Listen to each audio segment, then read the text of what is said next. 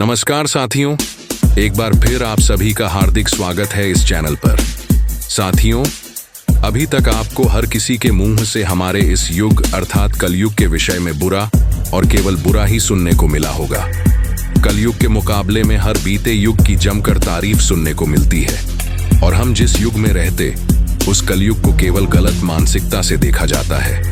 लेकिन क्या वाकई में कलयुग इतना बुरा है और कलयुग के विषय में हमारी जो सोच है वो कितनी सही है? आइए जानते हैं इस वीडियो में।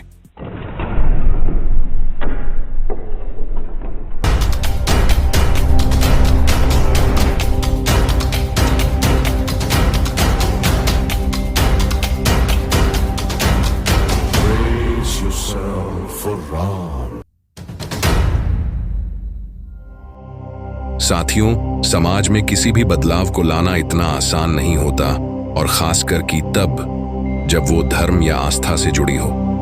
उदाहरण के तौर पर आपने सती प्रथा के विषय में तो सुना ही होगा, जिसमें पति की यदि मृत्यु हो जाती है तो पत्नी को भी मृत्यु को प्राप्त होना ही पड़ता था। पति की चिता के साथ उसे भी जला दिया जाता था। ऐसी क्रूर प्रथा का अंत इंसानों के समझदार होने के बाद ही संभव हो सकता था।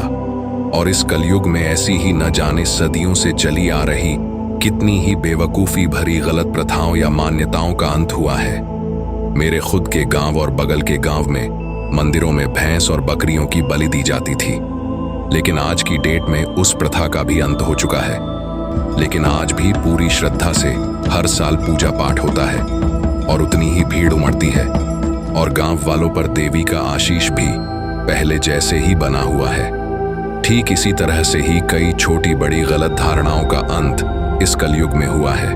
और कुछ लोग कहेंगे कलयुग में स्त्रियों के साथ बहुत गंदे अपराध होते हैं। बिल्कुल सही बात है और इसके विषय में सरकार को जरूर समझदारी भरे कदम उठाने चाहिए। हर बार केवल सजा पर ही ध्यान दिया जाता है और सजा तो अपराध के बाद दी जाती है। कुछ ऐसे कदम उठाने चाहिए कि ऐसे घिनौने अपराध ही ना हो। और ये अपराध सतयुग से होते आ रहे हैं, जहां स्वर्ग का राजा इंद्रदेव ऋषि गौतम की गैर मौजूदगी में उनकी पत्नी के साथ दुष्कर्म करता है। क्या इसे रेप का नाम नहीं दिया जाना चाहिए?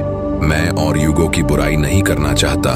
मेरे इस वीडियो का तात्पर्य केवल इतना है कि हर बात पर कलयुग को दोष देना ठीक नहीं है। कलयुग भी अपने आप में इंसानों के लिए एक स्वर्णिम अवसर है, जहां आज इंसान धरती के उस पार जा चुका है। ब्रह्मांड के विषय बहुत कुछ जान चुका है।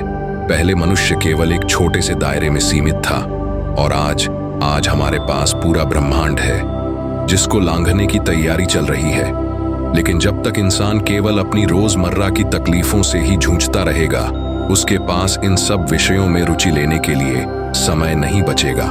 और इसीलिए किसी भी देश के लिए एक अच्छा लीडर चुनना बहुत जरूरी है, जो दिन रात केवल उस देश के लोगों की भलाई के लिए काम करे और इन विषयों पर जरूर सोचे, जैसे बढ़ती हुई आबादी पर नियंत्रण, पर्यावरण की सुरक्षा, कदम कदम पर शिक्षा और स्वास्थ्य की सुविधा, तेज परिवहन, लोगों में देश प्रेम और जागरूकता फैलाना, देश को कर्ज मुक्त करना और अपने देश में टेक्नोलॉजी और सैन्य बल को आगे बढ़ाना, और भी बहुत कुछ।